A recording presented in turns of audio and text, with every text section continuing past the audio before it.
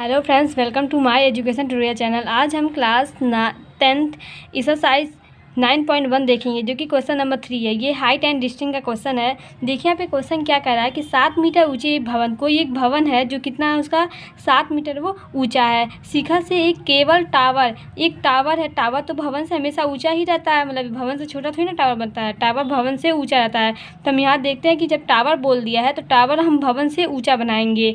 शिखर का जो उन्नयन कोण है वो 60 अंश का है। इसके शिखर का उन्नयन कोण और ये जो भवन है इसके शिखर का जो उन्नयन कोण है वो 60 अंश का है।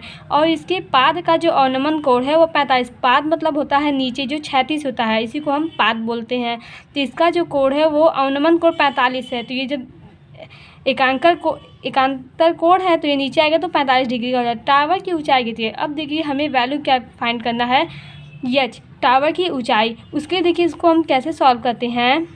देखिए सी डी बराबर अगर 7 सेंटीमीटर है तो हम ई बी भी बोल सकते हैं कि ये 7 सेंटीमीटर होगा, क्योंकि देखिए ये दोनों समांतर हैं। तो समांतर है इसलिए ये क्या हो जाएगा, ये भी 7 सेंटीमीटर का हो गया। अब देखिए जब हमें पहले क्या ज्ञात करना है, हमें अगर बेस ज्ञात करना है तो ये जो दूरी होगी वो इस दूरी के इक्वल होगी।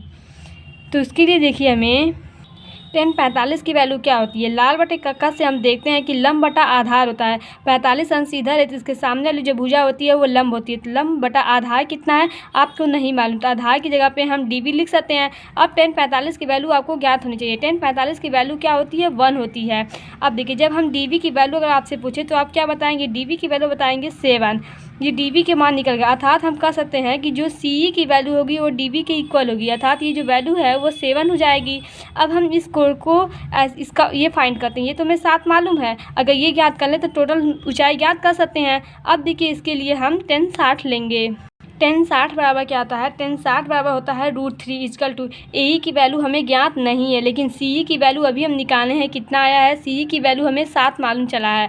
अब जब हमें ए की मान पूछे, ए का वैल्यू, तो आप कितना बताएंगे 7√3। अगर हम टोटल ऊंचाई पूछे, कुल ऊंचाई टावर की, तो कितना हो जाएगा, कुल ऊंचाई में क्या हो जाएगा ए प्लस ई बी।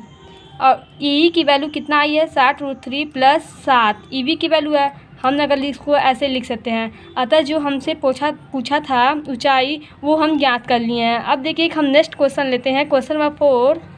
देखिए क्वेश्चन क्या कर रहा है कि भूमि से 60 मीटर ऊंचाई, कोई मतलब पतंग है वो क्या है, भूमि से 7 मीटर ऊंचाई पर एक पतंग उड़ रही है। पतंग में लगी डोरी को अस्थायी रूप से भूमि के एक बिंदु से बांध दिया जाता है। जैसे अगर हम यहाँ पे एक बना लें तो ये जो पतंग समझ लीजिए यहाँ पे है, क्योंकि जो दूरी है वो 60 मीटर है। और भूमि का जो डोरी है हमेशा हम ऐसे पीछे लेते हैं, भूमि ऐसे पतंग सोच तो उड़ती नहीं है, ऐसे पीछे मुड़ती है। तो ये जो पतंग की लगी डोरी को अस्थायी रूप से हम भूमि के एक बिंदु से बांध देते हैं। भूमि का कोई बिंदु है, यहाँ से हम इसे बांध देते हैं। और भूमि के साथ डोरी का झुकाव जो है वो 60 अंश का है। जो झुकाव इसका बन रहा है वो कितना अंश का है, वो 60 डिग्री का है। यह है मानकर कि डोरी में कोई ढील नहीं है। डोरी की लंबाई ज्ञात कीजिए। अब हमें ये वैल्यू ज्ञात करना है कि डोरी कितनी मीटर लंबी है। अब देखिए उसके लिए हम कौन सा इसमें लगाते हैं एंगल। यहाँ पे हम समकोण त्रिभुज ए बी सी लेंगे, जिसमें हम लेंगे वैल्यू sin 60, क्योंकि 60 अंश से ही साइन लेने से ही हमें इसकी वैल्यू ज्ञात हो सकती है। तो साइन थीटा बराबर क्या होता है, कर्व बटा लंब होता है।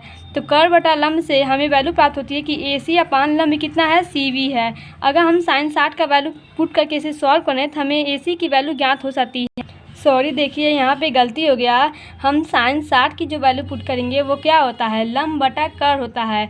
लंब क्या है, लंब सी वी है, ये उल्टा हो गया, यहाँ पे सी वी अपॉन ए सी होगा। अब हम वैल्यू पुट करके इसे सॉल्व करेंगे। देखिए हमें वैल्यू प्राप्त होती है 120/√3। अगर हम क्या करें, ऊपर नीचे √3 अर्थात कड़ी में 3 का गुणा कर दे तो ये नीचे हट जाएगा। तो यहाँ पे 120√3 अपॉन यहाँ पे 3 हो जाएगा, 3 से काटेंगे तो वैल्यू जो हमें प्राप्त होगी 40/3।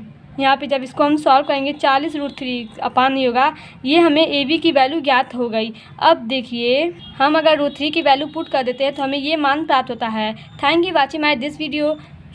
अब क्वेश्चन नंबर 4 और 5 और 6 है, हम आपको नेक्स्ट वीडियो में बताएंगे, जिसके लिए आपको लाइक शेयर और सब्सक्राइब करना पड़ेगा, जिससे आपको नोटिफिकेशन मिल जाए।